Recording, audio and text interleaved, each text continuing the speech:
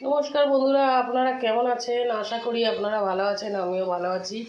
তো বন্ধুরা, আজকের এই ইঁচড় দিয়ে মুসুর ডালের বড়া দিয়ে বানাবো।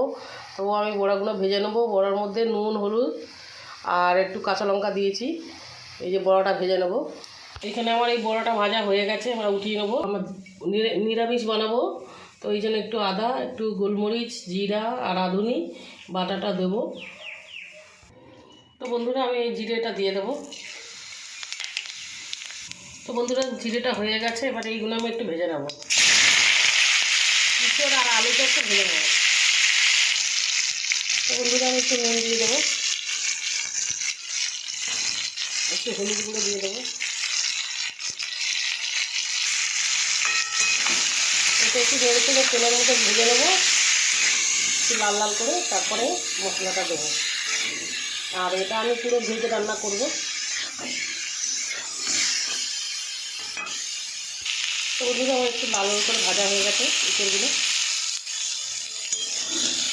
তো আমি নিরামিষটা করবো, আর নিরামিষ জিরা আদা বাটা এর মধ্যেই, এই সবজির মধ্যেই দিয়ে দেবো।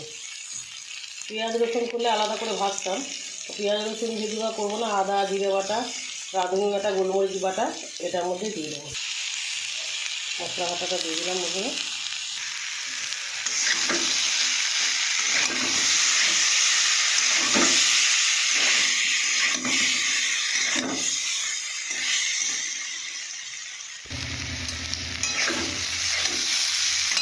বন্ধুরা, আমি টমেটোটাও দিয়ে দেবো, একটু লঙ্কার গুঁড়ো দিয়ে দেবো এখানে। আর একটু হলুদ কম হয়েছে, তখন ভাজার সময় দিয়েছি, এখন একটু দিয়ে দেবো।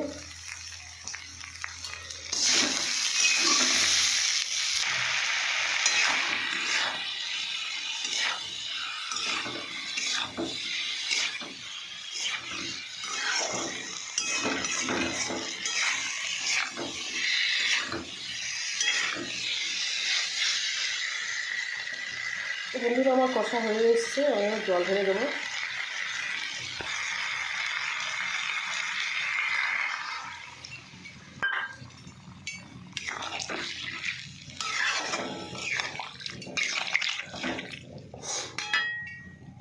তো বন্ধুরা, আমার ঝোল ফুটে গেছে, আমি এই বড়াগুলো দিয়ে দেবো।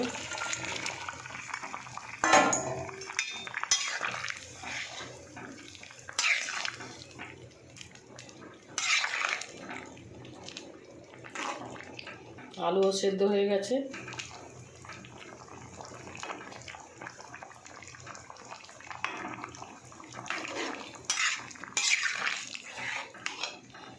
এঁচড়ও সেদ্ধ হয়ে গেছে বন্ধুরা।